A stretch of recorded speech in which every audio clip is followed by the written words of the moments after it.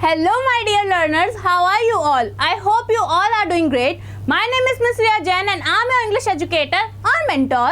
Today we are going to discuss about a very interesting chapter. Before it, मेरा एक question है आपसे. What if I ask you कि अगर आपको अपने feelings, emotions, thoughts share करने हैं तो आप किसको choose करेंगे?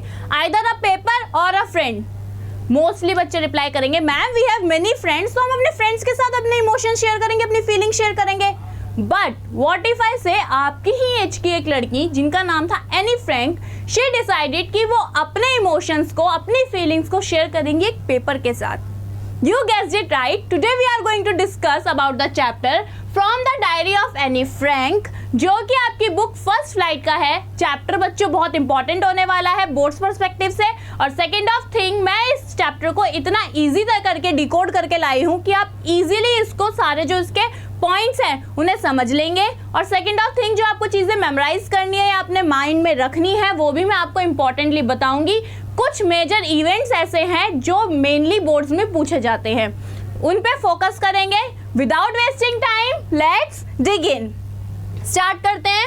जो एनी फ्रैंक की मोस्ट फेमस लाइन है, क्या उन्होंने कहा था, paper has more patience than people. इस लाइन को बच्चों ध्यान रखना. उन्होंने बोला था कि लोगों से ज़्यादा पेशेंस किस में होता है, पेपर में होता है. अब इस लाइन को पहले डिस्कस करते हैं, ऐसा उन्होंने क्यों कहा था. आप जाओ अपने फ्रेंड से अपनी कोई बात डिस्कस करो, 110% वो अपनी एडवाइस उसमें देंगे. या तो एडवाइस देंगे या तो आपको क्या करेंगे, बताने लगेंगे ये तो मेरे साथ भी हुआ था. अच्छा आज तुझे पापा ने डांटा, या डांटा तो मुझे भी कल मम्मी ने बहुत था. तुम बजाओ अपने इमोशंस शेयर करो, तो या तो कोई डांट देंगे, भगा देंगे. बट अगर आप वही चीज़ एक पेपर में लिखो तो पेपर पेशेंसली उस चीज़ को सुनेगा. नॉट सुनेगा बट आप लिखोगे तो वो उसको आपको अपोज नहीं करेगा. मेरे पर मत लिखो, मेरे पर मत लिखो, बोलेगा पेपर ऐसा नहीं बोलेगा. सो इसलिए एनी फ्रैंक ने ये लाइन दी कि पेपर में बहुत पेशेंस होते हैं, वो आपकी बात बहुत पेशेंटली सुनेंगे और आपका माइंड रिलैक्स करने में हेल्प करेंगे. आपका मानना है या नहीं पता नहीं, बट मेरा तो ये मानना है बच्चों, जब भी हम अपनी इमोशंस या अपने जो थॉट्स होते हैं वो किसी के साथ शेयर कर लेते हैं तो हमारा माइंड जो है रिलैक्स हो जाता है. अदरवाइज वही दिमाग में घूमता रहेगा, ऐसे खिचड़ी खिचड़ी सी बनती रहती है. Just joking. आ जाते हैं चैप्टर पे. थोड़ा सा पहले एनी फ्रैंक का इंट्रोडक्शन ले लेते हैं कि एनी फ्रैंक एक्चुअल में थी कौन. नाम आपको पता ही है, जैसे कि एनी फ्रैंक. कहाँ उनका जन्म हुआ था, वेयर शी वॉज बॉर्न, तो बच्चों मैं बता देती हूँ. She was born in Germany, Frankfurt. 12 of June 1929 को उनका बर्थ हुआ था. उसके बाद वो एम्स्टरडैम में क्या हो गई थी, मूव हो गई थी बिकॉज ऑफ सम रीजंस. वो रीजंस मैं अभी आपको बताऊंगी आगे. उसके बाद उन्होंने 1942 से 1944 तक का जो ड्यूरेशन था उस बीच में उन्होंने अपनी क्या लिखी, डायरी लिखी, अपनी फीलिंग्स उसके साथ शेयर करी. 1945 में उनकी डेथ हो गई नाजीज के कंसंट्रेशन कैंप में. और उसके बाद जब उनकी डेथ हो गई तो उनके फादर थे ऑटो फ्रैंक. नाम याद रखना, ऑटो फ्रैंक. कई बार बच्चे क्या करते हैं, उन्हें नाम याद नहीं रहता तो एग्जाम में सिर्फ फादर नोट मेंशन कर देते हैं. इससे इंप्रेशन अच्छा नहीं जाता. टीचर को जो चेकर होता है ना, उन्हें लगता है कि बच्चे को नॉलेज नहीं है, वो सिर्फ इधर से कहानी पूछी है किसी से और वो लिख दिया बना के. तो आप मेरे साथ पढ़ रहे हैं तो आप इस चीज़ को ध्यान रखिएगा. उनके फादर का नाम था ऑटो फ्रैंक. ऑटो फ्रैंक ने डिसाइड किया कि अब मैं इस एनी की जो डायरी है उसे क्या कराऊंगा, पब्लिश कराऊंगा, ताकि लोगों तक उसके जो थॉट्स थे, उनके जो थॉट्स पर्सपेक्टिव्स थे वो सब तक पहुँचे. ये तो हो गए बच्चों एनी फ्रैंक के बारे में, उनका छोटा सा इंट्रोडक्शन हो गया. आगे बढ़ते हैं. क्या हुआ था, एनी को डायरी कैसे मिली. एनी का 13th बर्थडे था. 13th बर्थडे पे she was hiding in Amsterdam. तो वहाँ पे उनके पेरेंट्स ने उनके 13th बर्थडे पे उन्हें एक बर्थडे गिफ्ट के तौर पे डायरी दी थी, जिसका नाम उन्होंने क्या रखा था बच्चों, किटी. 9th क्लास में डायरी एंट्री की होगी. मैम कहती थी लिखो डियर डायरी. कुछ बच्चे डियर डायरी लिखते थे, कोई बच्चा अपना नाम, कोई इनोवेटिव नाम सोच लेते थे कि मैम मैं तो ये मेंशन करूँगा. तो 13th बर्थडे पे उन्हें डायरी मिली और उन्होंने बना लिया कि अब ये जो किटी है यही मेरी असली फ्रेंड है और इसी के साथ मैं अपने इमोशंस और फीलिंग्स शेयर करा करूँगी. अब आप पूछो कि मैम उनको डायरी की क्या नीड थी. वो अपने पेरेंट्स से अपने थॉट्स फीलिंग शेयर कर सकती थी, अपने फ्रेंड्स से कर सकती थी. एनी के पास बहुत फ्रेंड्स थे, she has many friends. But कुछ बातें ऐसी जो वो किसी के साथ भी शेयर नहीं कर सकती थी, तो वो किस में लिखनी शुरू करी, उन्होंने अपनी डायरी में लिखनी शुरू करी. उसके बाद हम देखते हैं कि अब क्या हुआ. बचपन में वो अपनी दादी के पास रहती थी। उनके जो पेरेंट्स थे वो आउट ऑफ कंट्री चले गए थे बिकॉज ऑफ बिजनेस पर्पस, और बिजनेस पर्पस के साथ वो अपने दादी के साथ और अपनी एल्डर सिस्टर मार्गरेट के साथ वहाँ पे रहती थी। दादी की डेथ के बाद वो दोनों भी कहाँ चले गए, अपने पेरेंट्स के पास चले गए। अब जर्मनी को कैप्चर कर लिया किसने, नाजीज ने। अब वहाँ पे उनको एक सीक्रेट एनेक्स में छुपना पड़ा। अब वो सीक्रेट एनेक्स कहाँ था बच्चों, बहुत इंपॉर्टेंट, सीक्रेट एनेक्स कहाँ था? वो सीक्रेट एनेक्स जो था एक हिडन अपार्टमेंट था, और जो ऑटो फ्रैंक थे उनकी जो बिल्डिंग थी, बिजनेस बिल्डिंग जहाँ पे उनका बिजनेस था, उस बिल्डिंग में एक सीक्रेट अपार्टमेंट था। एक बुक शेल्फ थी, देखो एक बुक शेल्फ थी। बुक शेल्फ को अगर आप वो स्लाइड होती थी बुक शेल्फ, और उसके पीछे पूरा एक एनेक्स बना हुआ था, मतलब खुफिया कमरा बना हुआ था, और उसमें 2 फैमिलीज और एक डॉक्टर उनके साथ रहा करते थे। अब वहाँ पे कुछ रिस्ट्रिक्शंस थी, उस रूम में कुछ रिस्ट्रिक्शंस थी कि जो वर्किंग आवर्स होंगे ना उसमें कोई भी शोर नहीं करेगा, एकदम ऐसे टोप ऐसे धीरे धीरे बिना आवाज़ करे चला करते थे। वो बताती हैं कि हमें साइलेंट रहना होता था बिजनेस आवर्स में, शूज़ पहनने भी अलाउ नहीं थे, सॉक्स में ही घूमो, ताकि शूज़ पहनोगे तो आवाज़ होगी ठक ठक की, आवाज़ होगी तो वो बाहर पता चल जाएगी, और बाहर पता चल गया तो उन्हें वहाँ से ले जाया जाएगा। वो कहती है कि जो विंडोज़ थी उन पे हमने ब्लैक कलर का पूरा कवर करके कपड़ा पड़ा हुआ था, विंडोज़ पूरी तरीके से कवर थी, ना ही कोई रोशनी अंदर आती थी और ना ही कोई फ्रेश एयर अंदर आती थी। वो कहती हैं बस मेरे पूरे दिन का काम यही था कि मैं या तो बुक्स रीड किया करती थी या तो किटी से अपनी बातें शेयर किया करती थी। आगे बढ़ते हैं बच्चों, अब ये मोस्ट इंपॉर्टेंट चीज़ है, ये देखो सबसे इंपॉर्टेंट चीज़ है एनी स्कूल लाइफ। जो एग्जाम में पूछा जाता है एनी की स्कूल लाइफ के बारे में ही पूछा जाता है। अब यहाँ से आपको 2 इंपॉर्टेंट क्वेश्चंस के आंसर मिलेंगे, एक तो एनी स्कूल लाइफ, दूसरा अगर पेपर में कैरेक्टर स्केच आता है, क्या आता है मेरे बच्चों, कैरेक्टर स्केच। कैरेक्टर स्केच अगर आता है तो ये भी आपको इसमें से ही देखने को मिलेगा, ठीक है। अब क्या कहते हैं, एनी का पहले देखते हैं कैसी थी एनी। एनी जो एक बहुत टॉकेटिव लड़की थी। टॉकेटिव पता है, नहीं पता, मैं बताती हूँ। टॉकेटिव इंसान जिनको बातें करना बहुत पसंद होता है। आपके भी क्लास में एक ना एक आपका क्लासमेट या आपकी फ्रेंड ऐसी होगी जो टीचर से डांट खाने के बाद भी बोलती रहती है या बोलता रहता है बातें कॉन्टिन्यूसली। तो वो कैसी थी, एक टॉकेटिव स्टूडेंट थी। उसको चैटिंग इन सेंस वो वाली चैटिंग नहीं जो तुम करते हो रात में ना, वो वाली चैटिंग नहीं, व्हाट्सएप चैटिंग नहीं, यहाँ पे चैटिंग का मतलब है बातें करना। उसको चैटिंग करना, बातें करना बहुत पसंद था अपने फ्रेंड्स के साथ, जिस वजह से उसके एक टीचर थे। बच्चों नाम याद कर लेना, नोट कर लेना। उनके टीचर कौन, मिस्टर कीजिंग। हंसना नहीं है, मिस्टर कीजिंग। अब कुछ महान बच्चे, कुछ बहुत प्यारे बच्चे होते हैं, बोलते हैं मैम ये तो किसिंग है। अरे नहीं मेरे बच्चे, नहीं किसिंग नहीं, कीजिंग। मिस्टर कीजिंग उनके एक मैथ्स टीचर थे जो एनी से बहुत इरिटेटेड रहते थे और एनी को बात बात पे पनिश करते थे। वो भी बताऊंगी, उनका भी पूरा एक बताऊंगी सीन। पहले एनी के बारे में जान लेते हैं। एनी जो थी फ्रेंडली और सोशेबल थी। Friendly and sociable in sense उसके अपने क्लासमेट्स से बहुत बनती थी। सारे ही क्लासमेट्स उसके क्या थे, फ्रेंड थे। उसका फ्रेंडली नेचर था जिसकी वजह से उसके फ्रेंड्स बहुत आसानी से बन जाते थे।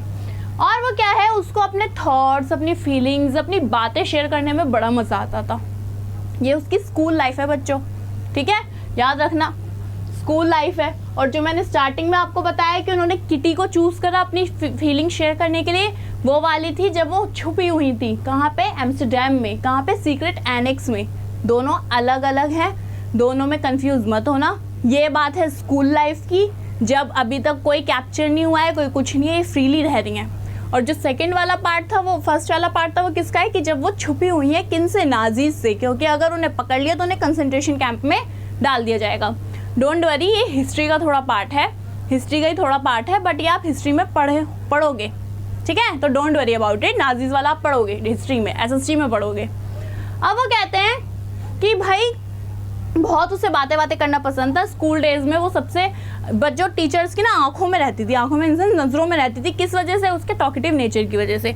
दूसरा, टॉकेटिव इन क्लास, सबसे ज़्यादा उनकी प्रेजेंस देखी जाती थी क्लास में। क्यों? क्योंकि उनको बातें करना बहुत पसंद था, इसलिए वो बोलती ज़्यादा थी और सुनती कम थी।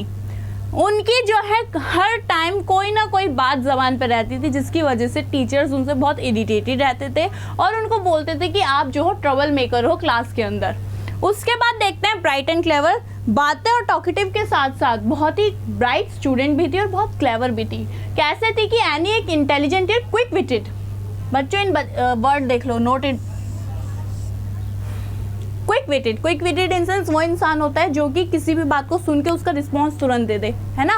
तो कैसी थी, क्विक विटेड पर्सन थी वो, उनको सेंस ऑफ ह्यूमर बहुत ही शार्प था।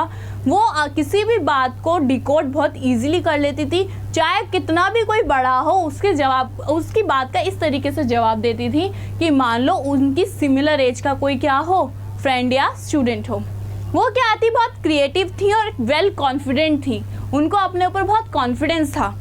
उसके बाद आता है रिलेशनशिप विद टीचर्स। अब उनके रिलेशनशिप कैसे थे उनके टीचर्स के साथ, खुद ही अज्यूम कर लो कैसे होंगे कि एक बच्चे को, आपकी क्लास में भी कोई बच्चा होगा जिसको टीचर्स बोलते थे चुप हो जा भाई, चुप हो जा, बैठ जा, काम कर लो, नोटबुक कंप्लीट कर लो, ये कर लो, वो कर लो, सेम। बट नोटबुक कंप्लीट करने वाला नहीं, इनका सिर्फ जो नेगेटिव पॉइंट था वो क्या था कि ये बोलती बहुत थी। तो इसकी वजह से उनके जो स्पेशली जो रिलेशंस ख़राब थे वो अपने मैथ्स टीचर के साथ ख़राब थे, जो कौन थे, मिस्टर कीजिंग। मिस्टर कीजिंग उन्हें बोलते थे कि भाई आप बहुत क्या हो, क्लास में ट्रबल क्रिएट करती हो। इवन दो जो एनी थी बहुत इंटेलिजेंट थी, फिर भी मिस्टर कीजिंग कहते थे कि भाई जैसे भी हो बट परेशान तो करती हो। एनी का जो कैरेक्टर था वो इस तरीके का कैरेक्टर था कि वो अपनी बातें टॉकेटिव नेचर के बाद भी अगर कोई उन्हें याद करे तो किस लिए याद करता था, उनकी ब्राइटनेस और क्लेवरनेस की वजह से। ठीक है, आगे बढ़ते हैं। अब मिस्टर कीजिंग पनिशमेंट्स, बच्चों most important, wait for a while, just most important, इसे मार्क करो, मोस्ट इम्पॉर्टेंट। ठीक है, मिस्टर कीजिंग का सिनेरियो एग्जाम में पूछा जाता है, 110% पूछा जाता है, हाफ ईयरली में भी आएगा, प्री बोर्ड्स में भी आएगा, बोर्ड्स में भी आएगा। मिस्टर कीजिंग का मेन रोल है आपके चैप्टर में। अगर आप एनसीईआरटी को गो थ्रू करोगे तो आपको समझ में आएगा कि मैं क्यों बोल रही हूँ ये बार बार। आ जाओ, कई बच्चे पता है क्या करते हैं, उनका यही काम होता है कि बस यूट्यूब से इंग्लिश का, पहली बात तो मुझे ऐसा लगता है कि बच्चों इंग्लिश को ऐसे समझते हैं कि हो जाएगा, बहुत इजी सब्जेक्ट है। नहीं है इजी सब्जेक्ट, नहीं होता। मैंने देखा है कुछ बच्चों को ऐसे करते हुए कि वो क्या करेंगे, मैम इंग्लिश का तो बहुत इजी सब्जेक्ट है, 2 बोर्ड्स एग्जाम में छुट्टी मिलती है, 3-4 दिन में जब कवर कर लेंगे। फिर वो वही बच्चे होते हैं जिनके 30-40 मार्क्स आ रहे होते हैं। आपने ऐसा नहीं करना, आपने अच्छा स्कोर करना है। तो इसलिए इंग्लिश को अभी से टाइम देते हुए चलेंगे आप। 30-35 मिनट्स भी अगर आप डेली के इंग्लिश को देंगे तो it is more than enough. अच्छा है, अच्छा खासा टाइम है, निकल जाएगा। मुझे पता है आपको मैम मैथ्स करनी है, मैम साइंस करनी है, बेटा ये भी सब्जेक्ट है, परसेंटेज इससे भी बनेगी, समझो इस बात को। और ऐसा सब्जेक्ट है अगर 3-4 दिन पहले करोगे तो वही होगा, स्टोरीज सुन के जाओगे और फिर इंपॉर्टेंट कुछ नहीं पता होगा, क्वेश्चंस कुछ नहीं पता होगा, क्या करना है क्या नहीं करना है, क्योंकि रिया मैम की बात सुनी नहीं। रिया मैम हर वीडियो में इंपॉर्टेंट क्वेश्चंस बता रही हैं, हर वीडियो में आपको कह रही हैं कि ये चीज़ इंपॉर्टेंट है, ये टॉपिक इंपॉर्टेंट है, इसे कर लेना। आप पर एंड में सुन के जाओगे, तो इसलिए स्टार्टिंग से प्रिपेयर करते चलना है। ओके, आ जाओ, बहुत ज्ञान दे दिया ना ज़्यादा। मिस्टर कीजिंग पे आ जाते हैं। मिस्टर कीजिंग का देखते हैं क्या सिनेरियो रहा। मिस्टर कीजिंग ने उन्हें ना पनिशमेंट्स दिए हैं। क्या पनिशमेंट, मैंने बताया कि भाई मिस्टर कीजिंग की नज़रों में रहती थी वो एनी फ्रैंक की, बहुत बोलती है लड़की, तो उनको पनिश कर देते। किसको, एनी को पनिश करते। तो उनकी फर्स्ट पनिशमेंट क्या थी, उन्होंने बोला कि भाई तुम एक ऐसे लिख कर लाओ। क्या ऐसे लिख कर लाओ, ऐसे लिख कर लाओ एक चैटर बॉक्स पे। अब चैटर बॉक्स क्या होता है मैम? चैटर बॉक्स इनसे जैसे बोलने वाला डब्बा कि बोलते रह रहा है, बोलते ही जा रहा है। तो उन्हें बोला कि एक चैटर बॉक्स पे लिख कर आओ। एनी ने उनसे आर्ग्यू करा कि भाई टॉकिंग जो है स्टूडेंट्स की नेचुरल हैबिट होती है, बातें करना तो एक नेचुरल चीज़ है, तो मैं चैटर बॉक्स कैसे हो गई। पर फिर वो बोलती है कि, और दूसरी बात, ये जो बात करने की मेरे अंदर क्वालिटी है ना कि मैं नॉन स्टॉप बोल सकती हूँ, बहुत टॉकेटिव हूँ, ये मुझे मेरी मदर से मिली है, इनहेरिट हुई है मुझ में। तो वहाँ पे अपने क्या दे रही होती है, जस्टिफिकेशन दे रही होती है। पर मिस्टर कीजिंग कहते हैं नहीं, यू हैव टू राइट अ ऐसे, और वो ऐसे किस पे होगा, चैटर बॉक्स। याद रखना, इंपॉर्टेंट मार्क कर लो, कॉपी पेन निकाल लो, ब्रिंग योर नोटबुक्स लेके बैठा करो, जो इंपॉर्टेंट बताते हो उसे मार्क करते हुए चला करो या लिख लिया करो। मार्क तो मैं करूँगी, तुम लिख लिया करो। नोटबुक पेन लेकर बैठा करो साथ में, जो इंपॉर्टेंट बताया तुम्हें पूरा भी नहीं लिखना, तो बस ये वाला टॉपिक डाल लो कि मैम ने इस वीडियो में इस टाइम पे ये वाला टॉपिक इंपॉर्टेंट बताया था। जब रिविजन करोगे वीडियो को दोबारा खोल के देख लेना, समझे? अच्छा आइडिया है ना, पता है मुझे। मैं आइडिया अच्छी देती हूँ, पर आप फॉलो करोगे तो डिपेंड करता है कि आप कैसे फॉलो करोगे उसे। पहली पनिशमेंट, रिपीट रिपीट जल्दी रिपीट। पहली पनिशमेंट कि चैटर बॉक्स पे ऐसे लिखना है। पनिशमेंट नंबर 2 क्या थी कि उन्हें एक ऐसा टॉपिक दोबारा दिया गया कि एन इनकॉरिजिबल चैटर बॉक्स, दोबारा उन्हें एक ऐसे दिया गया जिसका मतलब कि इनकॉरिजिबल का मतलब क्या होता है, someone whose habit simply can not be corrected. Incorrigible इंसेंस वो लोग होते हैं जिनकी एक हैबिट अंदर आ गई और वो हैबिट उनकी चेंज नहीं हो सकती। तो उन्होंने मिस्टर कीजिंग ने उनसे जब यहाँ पे गुस्सा आया ना तो बोला अब तुम ये वाला ऐसे लिखो, कह रही हो ना ये मेरी हैबिट है, स्टूडेंट्स की हैबिट होती है, नेचुरल हैबिट है, मदर से इनहेरिट हुआ है, अब लिखोगे तुम ये हो, पर लिखोगे चैटर बॉक्स पे ही। ऐसे मिल गया, पनिशमेंट मिल गई। अब उन्हें थर्ड पनिशमेंट, ये तो बच्चों उनकी हुई सेकंड पनिशमेंट। अब आते हैं उनकी थर्ड पनिशमेंट पे। थर्ड पनिशमेंट क्या थी, फिर से उन्हें कैसे दिया गया, कैसे दिया गया, क्वैक क्वैक क्वैक। उन्होंने बोला quack quack quack said mistress chatterbox. Any को बोला कि आगे एक पोम लिखोगी, तब उसे बोला कि भाई क्वैक क्वैक क्वैक ये तुम्हें एक ऐसे लिखना है। एनी भी बड़ी, मैंने बोला ना बड़ी क्लेवर थी, बहुत ही क्विक विटेड थी, उसने सोचा ठीक है मैं लिखूंगी। एनी ने क्या करा, एक पोम लिखी, किसके बारे में, एक मदर डक के बारे में और एक फादर स्वान के बारे में। Whose ducklings are punished for quacking too much, जिससे कि मिस्टर कीजिंग का भी उसने थोड़ा सा मजाक बना दिया और मिस्टर कीजिंग को पता वो भी नहीं हुआ कि उनका होमवर्क भी पूरा हो गया। तो जब उसको थर्ड पनिशमेंट मिली कि you have to write an essay on quack quack quack, तो उन्होंने एनी फ्रैंक ने एक पोम लिख दी जिसमें उन्होंने क्या लिया, मदर को लिया, मदर्स ली, डक मदर ली, और एक फादर लिया स्वान, और उनको बोला उस पर पोम में ये लिखा कि जो उनके डकलिंग्स है, डकलिंग्स पता है तो बेबीज, डक के बेबीज, तो डकलिंग्स को पनिश किया जा रहा है, किस लिए, बहुत ज़्यादा बातें करने के लिए। तो इनडायरेक्टली उन्होंने अपने ही सिनेरियो को अपनी पोम में क्या कर दिया, रिप्रेजेंट कर दिया। तीनों पनिशमेंट याद आएगी, punishment number 1, 2 and 3। 3 punishments are. Result क्या हुआ, मैम पंगा तो ले लिया उन्होंने मिस्टर कीजिंग से, हम करेंगे, हमारे टीचर्स तो हमें और डांटेंगे, हो सकता है पेरेंट्स को भी बुला लें, पर अब यहाँ का रिजल्ट बताओ हमें जल्दी से। तो देखते हैं रिजल्ट क्या रहा। रिजल्ट ये था जो the clever poem made every, जो पोम उन्होंने लिखी वो उससे सबको बहुत हंसी आई। जो मिस्टर कीजिंग थे वो खुद भी हंसने लगे कि भाई इतना इनोवेटिव आइडिया, इतना कोई क्लेवर, इतना इंटरेस्टिंगली कैसे कि अपनी पनिशमेंट को क्या कर सकता है, कवर अप कर सकता है। उन्हें पनिशमेंट ही मिली थी वो, अब उस पनिशमेंट में या तो वो बैठ के रोती या तो कुछ ऐसा लिख देती कि उनको रियलाइज हो रहा है कि हाँ भाई मेरी गलती है। पर उन्होंने कहा कि ना मेरी गलती नहीं है, मैं ऐसा कुछ लिखूंगी कि सब हंसेंगे और सबको एकदम माइंड रिलैक्स कर दूंगी सबका। तो उनकी पोम पे पूरी क्लास हंसी, मिस्टर कीजिंग भी खुद भी हंसे, और फिर उन्होंने अप्रिशिएट भी किया किसको, एनी को अप्रिशिएट किया, किस लिए, उनके ह्यूमर के लिए, उनकी इंटेलिजेंस के लिए। और फिर उसके बाद दोबारा कभी भी उन्होंने एनी फ्रैंक को पनिश नहीं किया। Is it clear? चाहिए तो स्क्रीनशॉट ले लो, ले लिया, आगे बढ़ते हैं। अब आते हैं कैरेक्टर स्केच। मैंने भी पीछे बताया एनी का कैरेक्टर स्केच में आप वो 4 पॉइंट्स भी लिख सकते हो। स्पेसिफिकली भी स्लाइड राइट की है मैंने, किसके लिए, एनी फ्रैंक के कैरेक्टर स्केच के लिए और मिस्टर कीजिंग के कैरेक्टर स्केच के लिए। बच्चों ये इंपॉर्टेंट है, कैरेक्टर स्केच आता है। अगर आप मेरी वीडियोस को स्टार्टिंग से फॉलो कर रहे हैं तो आपको पता है कि मैं जिन जिन चैप्टर्स में से कैरेक्टर स्केच आते हैं वो सब मार्क करवाते हुए चल रही हूँ। और नहीं देखी है तो पहले वाली वीडियोस पहले देख लो, ऊपर आई वो है ना वाला मार्क, आई वाला मार्क, वहाँ पे मैं लिंक कर दूंगी, लिंक मेंशन कर दूंगी, तो वहाँ से आप देख लो उन वीडियोस को। क्योंकि अगर सीरीज वाइज फॉलो करोगे ना चैप्टर्स को तो आपकी जो क्या कहते हैं क्लैरिटी बनी रहेगी ब्रेन में कि हाँ पहले चैप्टर ये, फिर ये वाला चैप्टर, फिर ये वाला चैप्टर। बीच बीच में से करोगे तो कुछ भी कवर अप नहीं कर पाओगे, सीधी बात। आ जाओ कैरेक्टर स्केच देखते हैं। पहला कैरेक्टर स्केच क्या है, फर्स्ट कि जो एनी थी बहुत इंटेलिजेंट थी, उन्होंने क्या करा, अपने ऐसे जो उनका पनिशमेंट, उनको ऐसे एज अ पनिशमेंट मिला था, उसको इस इंटेलिजेंस के साथ लिखा कि अपने फ्यूचर पनिशमेंट्स को बिल्कुल ख़त्म कर दिया। दूसरा बहुत ऑनेस्ट थी, ऑनेस्ट इन सेंस अपनी बातों को ब्रेवली और ऑनेस्टली सामने वाले के सामने रखती थी, अपने पर्सपेक्टिव्स के साथ क्लियर थी। तीसरा सेंसिटिव थी, ये हुआ सेकेंड, ये हुआ थर्ड। सेंसिटिव थी, सेंसिटिव इन सेंस भाई फ्रेंड्स के लिए और क्या कहते हैं ट्रू फ्रेंडशिप्स, ट्रू लव, इन चीज़ों में बहुत बिलीव करती थी।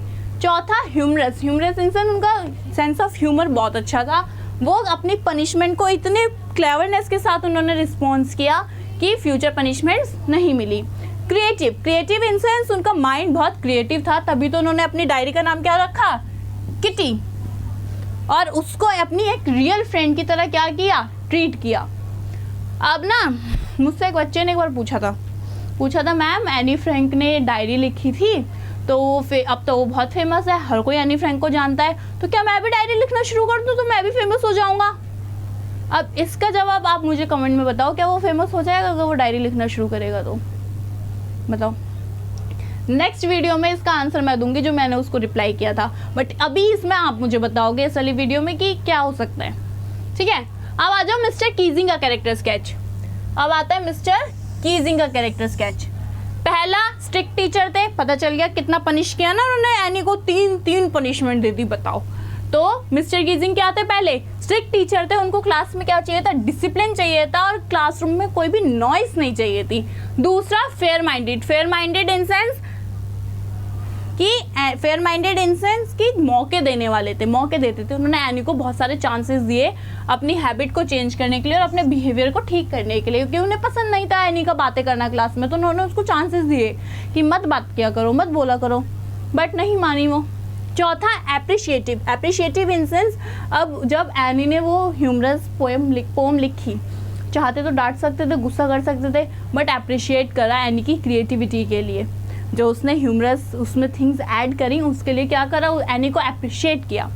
उसके बाद काइंड एट हार्ट, दिल के बहुत काइंड थे। क्यों? क्योंकि बाहर से वही ना, जैसे नारियल होता है, नारियल अरे गोला बोलते होंगे कोई लोग, वाइट वाला नारियल कैसे बाहर से एकदम सख्त होता है और अंदर से कितना सॉफ्ट होता है, सिमिलरली मिस्टर कीजिंग थे, कोकोनट जैसे थे बिल्कुल, कि बाहर से जो शेल एकदम hard and rough and tough और अंदर एकदम सॉफ्ट।